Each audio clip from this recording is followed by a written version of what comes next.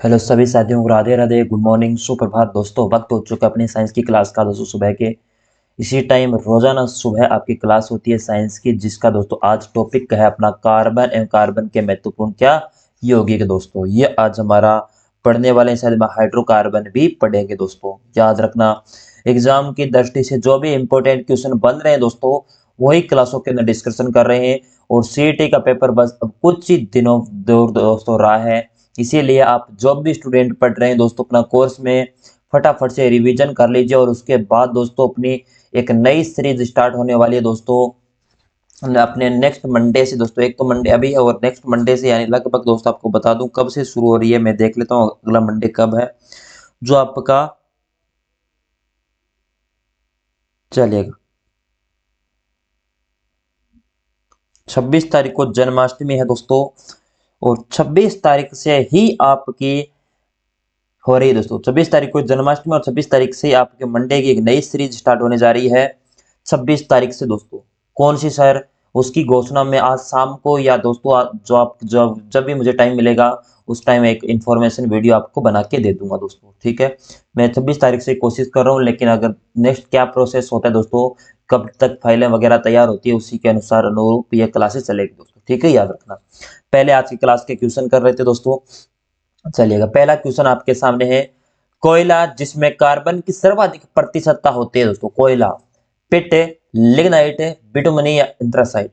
यानी कोयला जिसमें दोस्तों कार्बन की सर्वाधिक दोस्तों प्रतिशत किसमें होता है दोस्तों, ये बताना है आपको। सबसे निम्न स्तर का कोयला कौन सा होता है, पिट होता है दोस्तों। सर ये कितना होता है, ये 40% ही हो दोस्तों। लिग्नाइट की बात करें तो ये 50 से 60% है। ठीक है, बिटुमिनस दोस्तों ये होता है 70 से 80। और एंथ्रेसाइट दोस्तों ये होता है 90 से 85, सॉरी 95, 90 से 95। और सबसे हल्का या सबसे निम्न स्तर का दोस्तों ये कोयला होता है पिट दोस्तों। कौन सा सबसे, ये जीके में बन सकता है प्रश्न दोस्तों, साइंस में भी बन सकता है, मिक्स क्वेश्चन है। निम्न स्तर का कोयला, निम्न स्तर, सबसे निम्न स्तर। और इसका बात की जाए एंथ्रेसाइट, ये सबसे उत्तम किस्म का कोयला होता है दोस्तों। कैसा, सबसे उत्तम किस्म का, उत्तम किस्म का पूछ ले तो दोस्तों, उत्तम किस्म का ही दोस्तों ये होता है कोयला। याद रखना, एग्जामिनर पूछे तो उत्तम किस्म का कौन सा है, एंथ्रेसाइट। और ये लगभग कितना होता है दोस्तों आपका, 90 से 95% दोस्तों। कोयला सर क्या होता है, कोयला दोस्तों आपके जीवाश्म जो पदार्थ होते हैं, जीवाश्म पदार्थ जलने से जो भी कोयला का निर्माण होता है वो कोयला ही होता है दोस्तों। ठीक है ना। और सर्वाधिक दोस्तों कोयला अपने राजस्थान से बात की जाए तो लिग्नाइट, और राजस्थान पूरे भारत में बात की जाए तो भी लिग्नाइट कोयला सर्वाधिक आपका निकाला जाता है। ठीक है, प्रधानता सर्वाधिक इसकी है। लेकिन कार्बन के सर्वाधिक प्रतिशतता पूछ ले तो इसमें कार्बन 40% ही होता है, लिग्नाइट 50 से 60%, विटामिन के अंदर 270 से 80, और एंथ्रेसाइट में 90 से 95%। तो आपसे कार्बन की सर्वाधिक पूछे तो आपको एंथ्रेसाइट बताना है, और निम्न पूछे तो पिट बताना है दोस्तों। ठीक है, समझ में आ गया क्या दोस्तों। स्क्रीनशॉट ले लेना, क्वेश्चन इंपॉर्टेंट है। एग्जामिनर चाहे किसी भी शिफ्ट में आपके एग्जाम में छापे पर्सन, लेकिन आपके 2 नंबर पक्के हैं। चलिएगा, ग्रेफाइट के संबंध में निम्नलिखित में से कौन सा कथन असत्य है दोस्तों। ग्रेफाइट कार्बन का क्रिस्टलीय अपरूप है। ग्रेफाइट रूपांतरित एवं अग्नि चट्टानों में पाया जाता है दोस्तों। ग्रेफाइट ताप एवं विद्युत का कुचालक होता है दोस्तों। ग्रेफाइट के कण भंगुर, मुलायम एवं चिकने होते हैं दोस्तों। जल्दी से इस प्रश्न का राइट आंसर दोस्तों बताइएगा। ग्रेफाइट क्या होता है दोस्तों, बताइएगा। ग्रेफाइट सर्वप्रथम आपसे ये पूछ लेता हूं दोस्तों। जो प्रारंभ का दोस्तों शीशा होता है, प्रारंभ में शीशे का, में शीशे का अपर रूप माना जाता है, लेकिन कार्बन का क्या होता है, अपरूप होता है दोस्तों ये। और यही आपका होता है। और ये कार्बन का दोस्तों कथन असत्य पूछा आपसे। ग्रेफाइट कार्बन का क्रिस्टलीय अपरूप है दोस्तों। हाँ, क्रिस्टलीय जो ग्रेफाइट है वो कार्बन का क्रिस्टलीय रूप हो जाएगा दोस्तों, अपर रूप है, एकदम सही है। ग्रेफाइट रूपांतरित आपकी अग्नि चट्टानों में पाया जाता है दोस्तों। जियोग्राफी हमने पढ़ रखा है दोस्तों। हाँ, ग्रेफाइट ताप, अपने ताप और विद्युत का कुचालक, और कुचालक नहीं सुचालक होता है ये। कुचालक नहीं होता ग्रेफाइट दोस्तों। ग्रेफाइट में सर्वाधिक सुचालक बिजली उत्पन्न करते हैं दोस्तों। ये आपका असत्य हो जाएगा, इसलिए ऑप्शन सी आपका राइट है। ग्रेफाइट के कण भंगुर और मुलायम व चिकने होते हैं दोस्तों। हाँ होते हैं दोस्तों, इसके मुलायम भी होते हैं, भंगुर भी होते हैं और मुलायम भी होते हैं, चिकने भी होते हैं दोस्तों, ये सारे के सारे। इसका मतलब आपका ग्रेफाइट था आपका विद्युत कुचालक होता है दोस्तों, ये गलत हो जाएगा, सुचालक होता है यहाँ पे। चलो, ग्रेफाइट में कार्बन का प्रत्येक परमाणु कार्बन के कितने अन्य परमाणु से बंध बनाता है दोस्तों? 1 2 3 4, बताओ। अगर ग्रेफाइट की दोस्तों बात कर ली जाए, ग्रेफाइट होता है 3 बंध बनाता है। कितने बंध? 3। और ये क्रिस्टलीय अपरूप होता है दोस्तों, अभी बात की थी इसका, क्रिस्टलीय अपरूप, ठीक है। और इसका उपयोग पूछ लिया जाए ग्रेफाइट का किसमें किया जाता है दोस्तों? शीशा पेंसिल, शीशा में भी किया जाता है। पेंसिल के अंदर ग्रेफाइट तो होता है दोस्तों, चलिएगा। और जो नाभिक के भट्टे होते हैं उसके अंदर भी दोस्तों इसका प्रयोग किया जाता है, वो आपको इंपॉर्टेंट नहीं है, लेकिन शीशा और पेंसिल में सर्वाधिक। 3 ऑप्शन, थर्ड ऑप्शन आपका सही हो जाएगा। और 3 होते हैं बंद इसमें। किस हाइड्रोकार्बन में कार्बन कार्बन के मध्य द्विबंध उपस्थित होता है दोस्तों? बताइएगा, किस हाइड्रोकार्बन में? बहुत ही बढ़िया प्रश्न है, आराम से संतुष्ट होकर राइट आंसर देना है।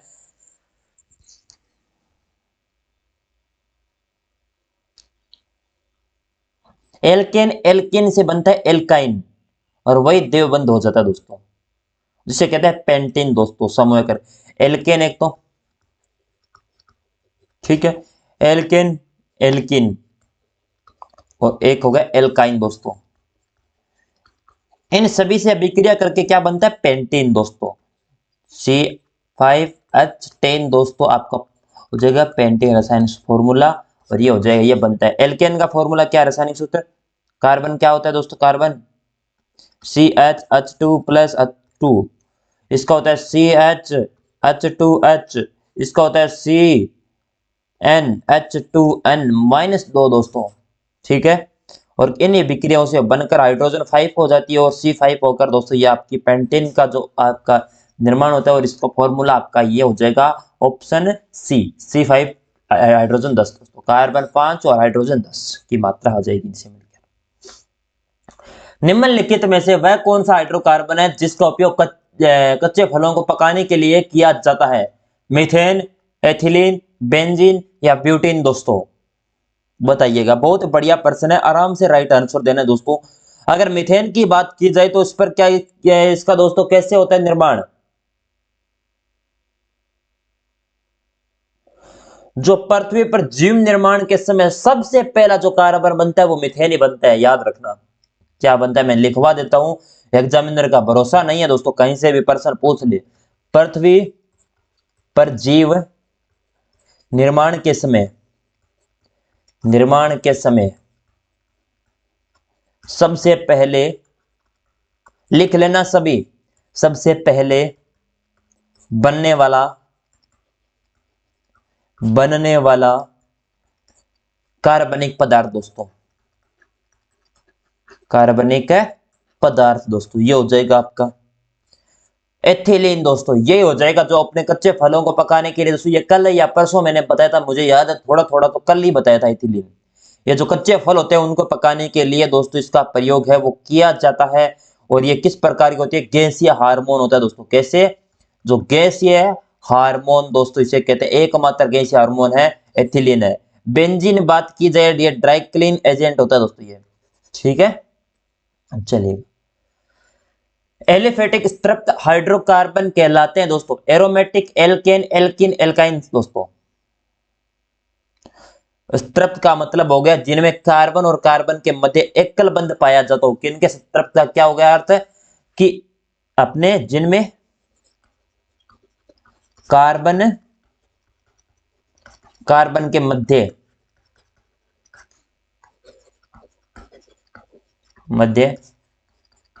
एकल बंध पाया जाता हो,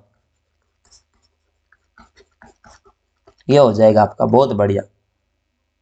और एकल बंध की बात कर ली जाए तो एकल बंध दोस्तों एल्केन में, बी ऑप्शन। एलपीजी का मुख्य अवयव घटक है दोस्तों, एलपीजी जो आप में किसमें काम लेते हो दोस्तों, घरेलू उपयोग में। एलपीजी गैसों में आप घरेलू उपयोग में लेते हो, एलपीजी तो भराते हो दोस्तों घरेलू में,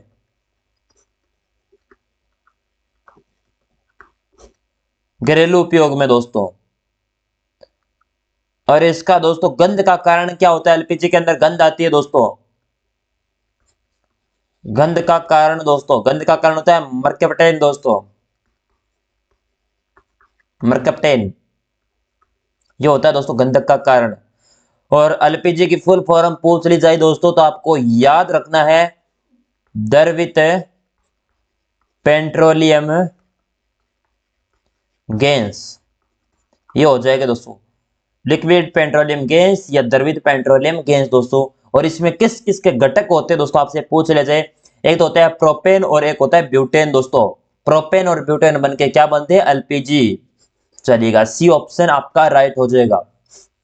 अगला प्रश्न, निम्नलिखित में से किस कार्बनिक यौगिक का उपयोग ज्वर दर्द जलन के उपचार में किया जाता है दोस्तों। कौन सा कार्बनिक यौगिक होगा जिसका दोस्तों आपके बुखार में या जलन हो रही है या कहीं दर्द हो रहा है तो इसका उपयोग किया जाएगा दोस्तों, बताओ। वो होता है एस्पिरिन दोस्तों, याद रखना, इसमें कोई थ्योरेटिकल चीजें बताने वाली नहीं है। फोनोग्राम की सुई बनाने में कार्बन के किस अपरूप का उपयोग है वो किया जाता है, ग्रेफाइट, हीरा, फुलरीन या कोयला दोस्तों।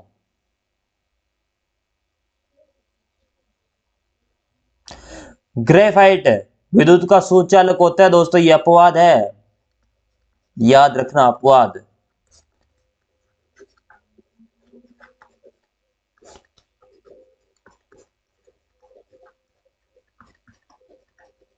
विद्युत का सुचालक हीरा, हीरा प्रकृति में सबसे कठोर पदार्थ दोस्तों,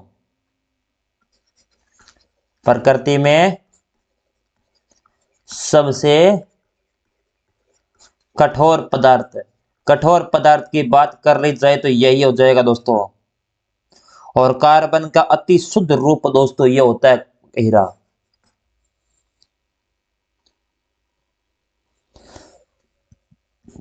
कार्बन का अति शुद्ध रूप,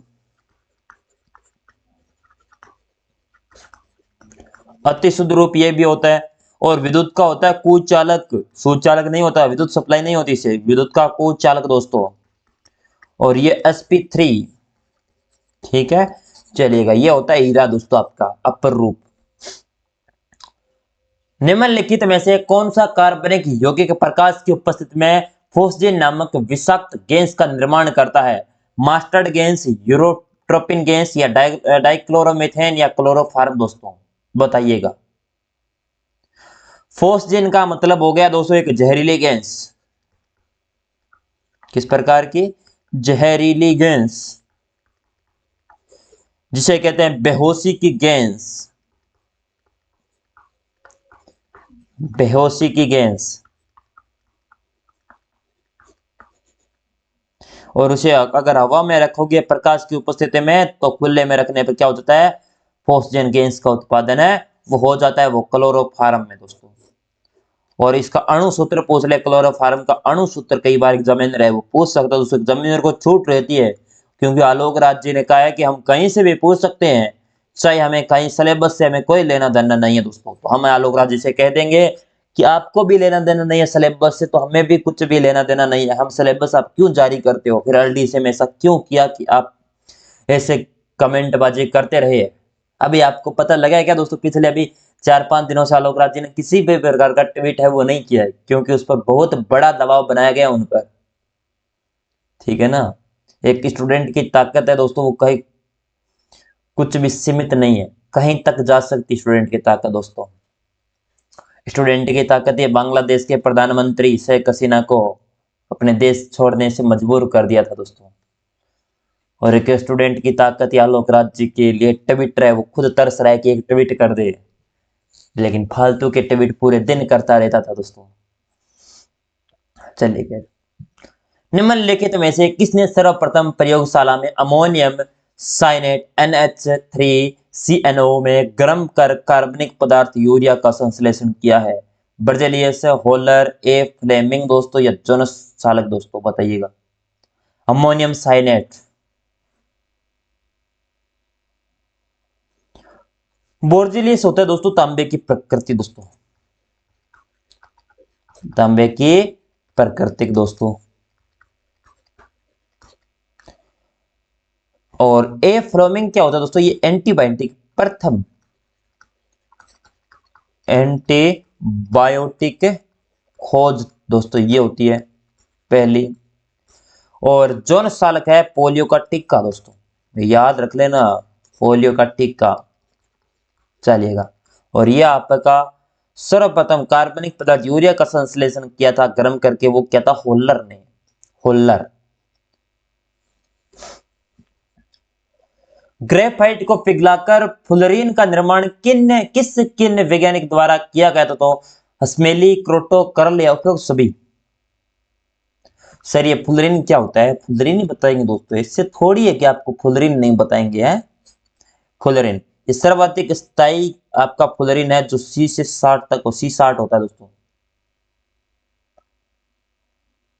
क्या होता है? सर्वाधिक स्थायी फुलरीन। अगर स्थायी फुलरीन पूछ लिया जाए तो कार्बन 60 होता है दोस्तों। और आधुनिक कार्बन का क्या होता है? अपर रूप दोस्तों, अपर रूप कार्बन का दोस्तों।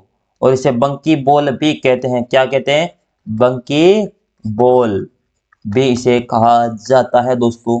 और फुलरिंग का निर्माण किया था समेली ने भी किया था, क्रोटो ने किया था, कर्ल ने भी किया था। कुल मिला के सारा ही लोग करियो दोस्तों, तो ऑप्शन डी आप कर दे राइट। ठीक है, चलो। एक हाइड्रोकार्बन का नाम बताइए जो प्राकृतिक गैस का मुख्य घटक है? मीथेन, ब्यूटेन, ब्यूटाइन दोस्तों या एसिटिलीन दोस्तों। एक हाइड्रोकार्बन का नाम बताइए जो प्राकृतिक गैसों का मुख्य घटक।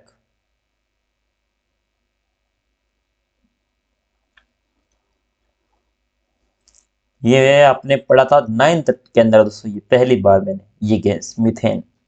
CNG मुझे बहुत कठिनाई से ये इसकी फुल फॉर्म है वो याद हुई थी दोस्तों, कंप्रेस्ड नेचुरल गैस। ठीक है, और हिंदी में लिखवा देता हूं दोस्तों, मुझे इंग्लिश तो आती नहीं है इतनी, हिंदी में लिखवा देता हूं। संपीड़ित प्राकृतिक गैस, प्राकृतिक संपीड़ित प्राकृतिक गैस हो जाएगा।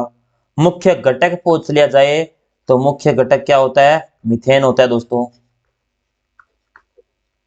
और आपसे पूछ लिया जाए इसका उपयोग किस में किया जाता है दोस्तों, तो उपयोग आपने किया करा गाड़ी के अंदर, वाहनों में दोस्तों। वाहनों में इसका उपयोग है वो सर्वाधिक किया जाता है दोस्तों। और इसका मीथेन का फॉर्मूला आपका क्या हो जाएगा दोस्तों? CH4 दोस्तों, याद रखना। एग्जामिनर पूछे कि मीथेन का घटक क्या है, तो आपका मीथेन है मुख्य घटक दोस्तों हाइड्रोकार्बन का। चलिएगा, बहुत बढ़िया। ब्यूटेन और एक दोस्तों प्रोपेन था क्या, ये क्या होता है? LPG का दोस्तों, याद रखना। हाइड्रोकार्बन के अणुभारों के बढ़ते अनुक्रम के अनुसार निम्नलिखित में से कौन सा सही अनुक्रम है दोस्तों? हाइड्रोकार्बन के अणुभार के बढ़ते हुए दोस्तों, बताओ।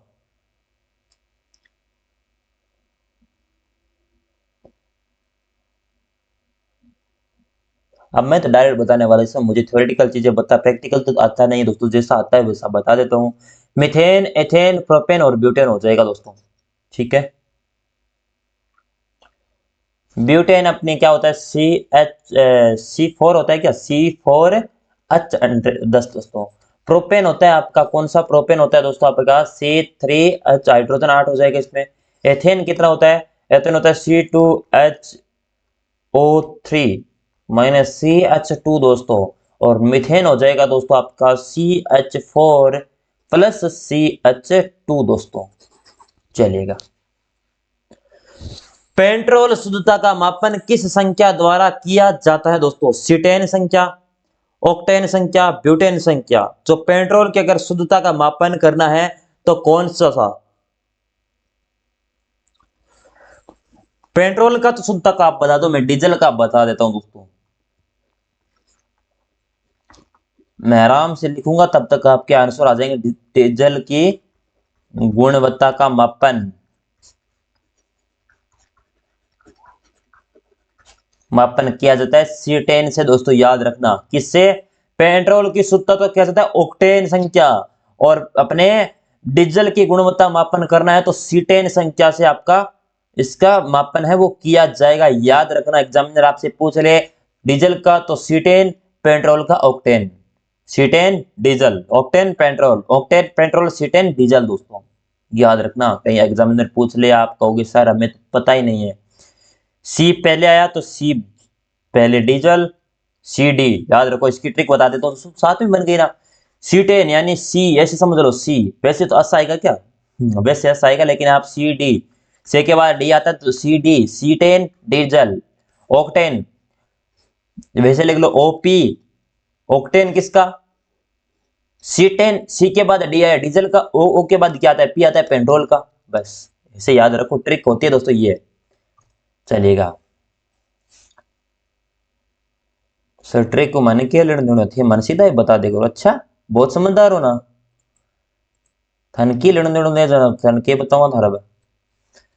एक ईंधन के अधूरे दहन से जहरीली गैस निकलती है दोस्तों, जहरीली गैस। कार्बन डाइऑक्साइड, आइसोसाइनेट, या कार्बन मोनोऑक्साइड, या नाइट्रोजन दोस्तों। एक ईंधन से अधूरे दहन से जहरीली गैस कौन सी निकलती है? बताइएगा। वो निकलती है कार्बन मोनोऑक्साइड दोस्तों। अब मैं यहाँ से जूम कर देता हूँ, मुझे लिखवाना है दोस्तों, मेरे लिखवाने का मन है वो कर रहा है, इसीलिए मैं आपको इस पर्सन में कहां पे चला गया, चलो। वो होता है कार्बन मोनोऑक्साइड। कार्बन मोनोऑक्साइड है CO दोस्तों, नाम सुना होगा CO। ये प्रकृति है, इसकी प्रकृति कैसी होती है दोस्तों? प्रकृति कैसी होती है? उदासीन। कैसी होती है? उदासीन प्रकृति का होता है ये। चलिएगा, और ये O2 के परिवहन की क्षमता को कम करने का प्रयास है वो करता है दोस्तों, हीमोग्लोबिन के साथ जुड़कर। किसके साथ जुड़ता है? हीमोग्लोबिन के साथ दोस्तों जुड़कर O2 की जो परिवहन की जो क्षमता है उसके अंदर कमी करता है दोस्तों। कार्बनिक यौगिक एस्टर के लिए IUPAC अनुलग्न है। ओइक अम्ल, ओएट, ओन, या ओल? बताओ। मैं पानी है वो थोड़ा सा पी लेता हूं दोस्तों, तब तक आप बताइए इस प्रश्न का राइट आंसर।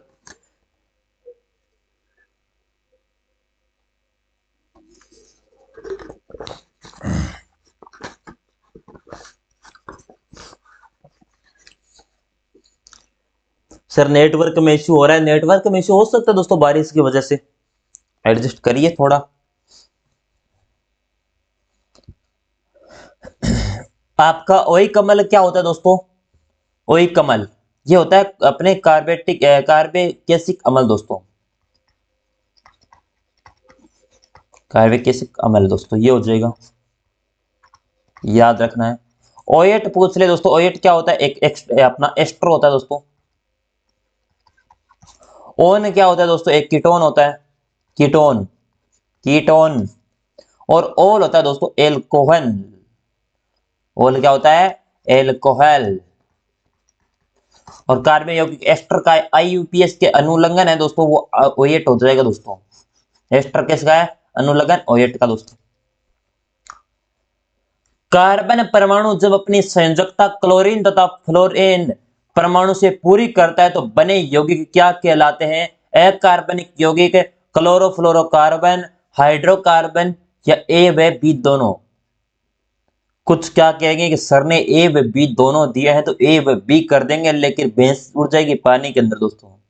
भैंस चली गई ना पानी में, फिर आप निकलेगी नहीं। D नहीं होगा, इतना मैं बता देता हूं, जल्दबाजी के अंदर आप कर दोगे A व B, सही है। वो होती है क्लोरोफ्लोरोकार्बन, CFC। ये आपने शीतलक गैस होती है, किस प्रकार की? शीतलक गैस। शीतलक गैस पूछ ली जाए तो आपकी यही होती है। चलिएगा, ओजोन को हानि पहुंचाने वाली दोस्तों ओजोन परत है। अरे ओजोन परत, ओजोन को दोस्तों हानि पहुंचाने वाली गैस कौन सी है? चलिएगा जल्दी से बताइए। ओजोन परत को नुकसान करने वाली CFC क्लोरोफ्लोरोकार्बन है, और ये किस प्रकार के? शीतलक गैस है। अब आप आज की क्लास के अंदर कमेंट बॉक्स में क्लास खत्म होने के बाद लिखोगे ओजोन दिवस कब मनाया जाता है दोस्तों? इसका आंसर कमेंट बॉक्स में दोगे ताकि मुझे पता चल जाए कि कौन कौन स्टूडेंट क्लास को देखता है दोस्तों। चलिएगा, 1984 में भोपाल गैस त्रासदी में निम्नलिखित में से किस गैस के कारण हुई थी? मिथाइल आइसोनाइट या नाइट्रोजन या अपने ट्राइनाइट्रो टूलाइन दोस्तों, या सीएफसी जो भोपाल गैस त्रासदी होती है 1984 के अंदर, इसके अंदर दोस्तों किस गैस का रिसाव हो चुका था? वो था दोस्तों MIC यानी मिथाइल आइसोसाइनेट दोस्तों। इसका विस्तार होने के कारण, इसका लीक होने के कारण यहाँ पर सर्वाधिक दोस्तों लोगों की जान जाती है दोस्तों। A option. अगला प्रश्न, निम्नलिखित में से असंगत युग्म है? बकमिस्टर फ्लोरीन C60, ग्रेफाइट की संरचना षटकोणीय, LPG गैस का मुख्य अवयव मीथेन, या एलिफेटिक सूत्रक का हाइड्रोकार्बन एल्केन दोस्तों। असंगत पूछा है दोस्तों, आप बताइए। मैं थोड़ा सा आपसे पूछ ही लेता हूं दोस्तों ताकि मुझे पता लग जाए कि कौन कौन है अच्छी तरीके से तैयारी करता है। मैंने चिल्ला चिल्ला के बताया था अभी थोड़ी देर पहले ही, और वो है आपका option A B C D। बता नहीं रहे हो क्या? मीथेन होता है CNG का। डर देखते ही पता लग जाना चाहिए दोस्तों। और अपना LPG का मुख्य अवयव क्या होता है दोस्तों? एक तो होता है अपना ब्यूटेन और एक प्रोपेन दोस्तों। सर मैं तो भूल गया तो यहाँ पार क्या बड़ी सी बताओ। ब्यूटेन और प्रोपेन दोस्तों, ब्यूटेन और प्रोपेन दोस्तों किसका होता है? आपका LPG का, और आपका जो मीथेन होता है ये CNG का। और अपने बकमिस्टर फ्लोरीन C60 दोस्तों यार सही है, ग्रेफाइट की संरचना षटकोणीय होती है, और एल्फेटिक हाइड्रोकार्बन है एल्केन दोस्तों, ये भी सही है। सी ऑप्शन है वो इनकरेक्ट है आपका। कार्बन में क्रिस्टलीय अपरूप होते हैं जिनमें कार्बन परमाणु निश्चित व्यवस्था में होते हैं, जिनमें कार्बन परमाणु निश्चित ज्यामिति में होते हैं, जिनमें कार्बन परमाणु निश्चित बंद कोण में बनाते हैं दोस्तों, या उपरोक्त सभी। क्या सरकारी ऑप्शन होगा? अपर रूप का बात करें दोस्तों, इसमें हीरा आता है दोस्तों। कौन सा? हीरा। ग्रेफाइट, ग्रेफाइट भी आता है, फुलरीन भी। अभी थोड़ी देर पहले ही हमने सारी चीज पढ़ रखे हैं, फुलरीन भी पढ़ चुके, ग्रेफाइट भी पढ़ चुके, हीरा भी पढ़ चुके। हीरा क्या होता है? कठोर होता है, सबसे कठोर प्राकृतिक अगर संसाधनों में बात की जाए तो दोस्तों। और क्रिस्टलीकरण का अपरूप होता है दोस्तों सारे। कार्बन के परमाणु निश्चित बंद कोण में बनाते हैं। जयमती दोस्तों किसकी होती है? ग्रेफाइट की भी थोड़ी देर पहले ही बात की थी। और कार्बन परमाणु निश्चित व्यवस्था में होते हैं दोस्तों सारों में। ABC सरकारी ऑप्शन D। चलिएगा अगला क्वेश्चन, टमाटर की चटनी और फलों में के रस जैसे खाद्य पदार्थों में परीक्षक के रूप में प्रयुक्त होने वाला यौगिक कौन सा है? Sodium acetate, sodium benzoate, formic अम्ल, या सोडियम सिलिसेट दोस्तों। बताइएगा, टमाटर की अगर चटनी बनानी हो फलों के रस में, बताओ। वो होता है सोडियम बेंजोएट दोस्तों, सोडियम है बेंजोएट दोस्तों। और ये होता है सोडियम बेंजोएट का दोस्तों पूछ लीजिए C6H5COOH दोस्तों, आपका हो जाएगा ये। बहुत बढ़िया दोस्तों, लाइक नहीं किया तो क्लास को लाइक जरूर कर देना। प्रोपेन के अणु से C कार्बन यानी कार्बन कार्बन का बंधों, C हाइड्रोजन कार्बन व हाइड्रोजन के बंधों में अनुपात होता है दोस्तों। बताइएगा, बहुत इजी प्रश्न है। यह तो हो गया प्रोपेन, और यह हो गया प्रो प्लस एन। कुल मिला के क्या बन रहा है? प्रोप होता है 3C, हाइड्रोजन होता है दोस्तों डायरेक्ट, एन होता है दोस्तों CN। कुल मिला के क्या बन रहा है? 1:4। वो आगे समीकरण वो मुझे ना तो आती है दोस्तों, ना मुझे करवाना है दोस्तों, ठीक है ना, आपको बताऊंगा दोस्तों इतनी, क्योंकि एग्जामिनर वो डायरेक्ट पूछेगा तो आपको आंसर टिक करके आना है बस। और जो साइंस के स्टूडेंट है उनको समझ में आ ही जाएगी। आपको डॉक्टर थोड़ी बनना है, आपको केवल बनना है CET पास करके गवर्नमेंट जॉब में हासिल करने दोस्तों। बताइएगा इस प्रश्न का राइट आंसर। उच्च ऑक्टेन ईंधनों के रूप में उत्पादन उत्प्रेरक के रूप में निम्नलिखित में से किसका प्रयोग किया जाता है? HNO3, H2SO4, HCl दोस्तों, तीनों में से बता दो। HNO3 की बात करें तो यह होता है नाइट्रिक अम्ल। कौन सा? अगर पूछ लिया जाए ये क्या होता है? नाइट्रिक अम्ल दोस्तों। मैं अंत में थोड़ी सी बात करना चाहूंगा दोस्तों, ठीक है ना। तो चलिएगा, नाइट्रिक अम्ल दोस्तों H2SO4 सल्फ्यूरिक अम्ल, याद रखना सल्फ्यूरिक अम्ल दोस्तों ये होता है आपका H2SO4।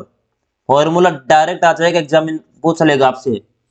और यह होता है हाइड्रोक्लोरिक अम्ल दोस्तों, याद रखना हाइड्रोक्लोरिक अम्ल पूछे तो HCl दोस्तों, लिखवा देता हूं। आप कहोगे सर थे लिखो ही नहीं, मैं क्या में लिखो है हाइड्रोक्लोरिकल क्लोरिकल अम्ल दोस्तों, ठीक है ना। चलिए, और आज की क्लास का लास्ट प्रश्न, जीवाश्मों की आयु के निर्धारण की कार्बन डेटिंग विधि में कार्बन में किस गैस समस्थानिक का प्रयोग है वो किया जाता है, आप बताएंगे इस प्रश्न का राइट आंसर। कार्बन डेटिंग के रूप में दोस्तों वो कार्बन आपका कौन सा हो जाएगा दोस्तों, C14 C60 C12 C15, वो कार्बन हो जाएगा 14, ए ऑप्शन। ये होती है दोस्तों आज की क्लास का समापन। उससे पहले मैं आपसे कुछ डिस्कशन करना चाहूंगा। हमारी दोस्तों साइंस की क्लास के अंदर दोस्तों कितनी क्लास हो चुकी है, जल्दी से बताइएगा। 3 4 5 6, आज 6वीं क्लास है दोस्तों।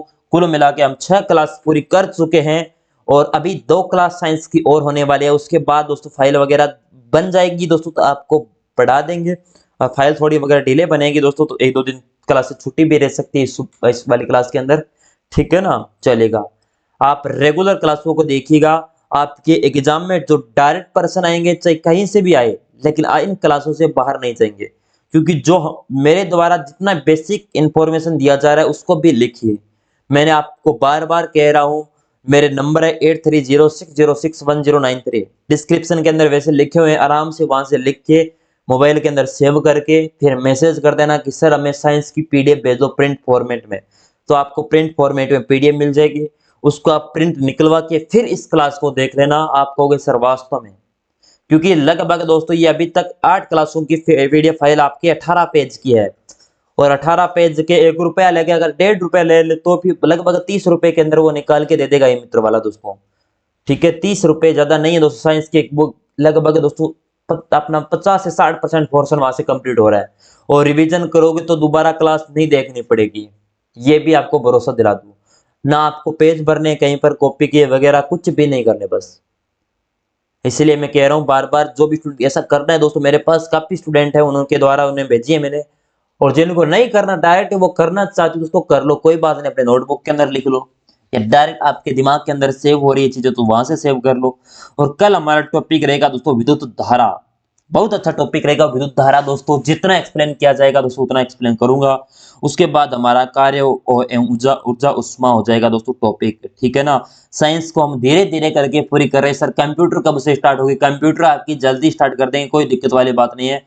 कंप्यूटर दोस्तों बस आप थोड़ा सा ही वेट कर लीजिए, कंप्यूटर की फाइल वगैरह दोस्तों, क्योंकि फाइल दोस्तों धीरे बनती है, क्योंकि सीईटी एग्जाम के रिगार्डिंग जो भी हमारे टाइपिस्ट है दोस्तों वो बहुत ज्यादा मेहनत करके एक नई जो श्रृंखला है उसमें लगे हुए हैं। इस वजह से दोस्तों आपको बता ही देंगे फिर। और बता दूं आपको, एक नई श्रृंखला वो स्टार्ट होने वाली है अपने 26 तारीख से। 26 तारीख से एक क्लास का नया आगाज होगा। मैं कोशिश करूंगा जन्माष्टमी के दिन दोस्तों इसका शुभारंभ करें, लेकिन अभी दोस्तों परमिशन मिली नहीं है। परमिशन मिलते ही आपकी क्लास है वो लाइव बता देंगे दोस्तों, ठीक है। चलिएगा, साइंस में दोस्तों कार्य उष्मा और प्रकाश, उसके बाद ये आपके बेसिक साइंस आपको हो जाएगी, फिर बायोलॉजी वाली बचेगी, ठीक है ना। बायोलॉजी के बाद हम करेंगे दोस्तों, अभी ये बेसिक साइंस कर लेंगे, बायोलॉजी बाद में करेंगे दोस्तों, एग्जाम में थोड़े दिन रहेंगे तब दोस्तों। चलिएगा, और पूरी मेहनत करिए, अच्छी तरीके से आप पढ़िए, मेहनत करिए। और दोस्तों अब बेसिक चीजों के अंदर मत घुस जाना। आप कहोगे सर हमें तो लोक देवता बेसिक से पढ़ा रहे हैं, हम वहां से पढ़ेंगे, हमें साइंस वहां से बेसिक पढ़ा रही है वहां से पढ़ेंगे। दोस्तों कहीं से पढ़ लेना, लेकिन सिलेबस पूरा नहीं होगा, मैं इतना विश्वास दिला के कह सकता हूँ। क्योंकि अगर सिलेबस आपको पूरा करना था तो आप दोस्तों मार्च या जनवरी से आप जुड़ना था दोस्तों। लगभग 3 महीने लगते हैं सिलेबस को पूरा करने में, अगर मार्च से भी लगते तो जून जुलाई तक सिलेबस होता। इसीलिए कहता हूं अब जो रिवीजन की जो भी क्लासेस जहां पर भी चल रही है, जिस भी टीचर की क्लासेस चल रही है रिवीजन की, उन क्लासों को देखिए। और दोस्तों अभी एक नई श्रृंखला मैंने बता दिया है, उसकी दोस्तों परमिशन मिलते ही आपको उसकी नई क्लास का आगाज भी कर देंगे दोस्तों। थैंक यू सो मच, मिलते हैं नेक्स्ट क्लास में। तब तक जय हिंद, जय Bharat, Vande Mataram. Thank you so much, बहुत बहुत आभार।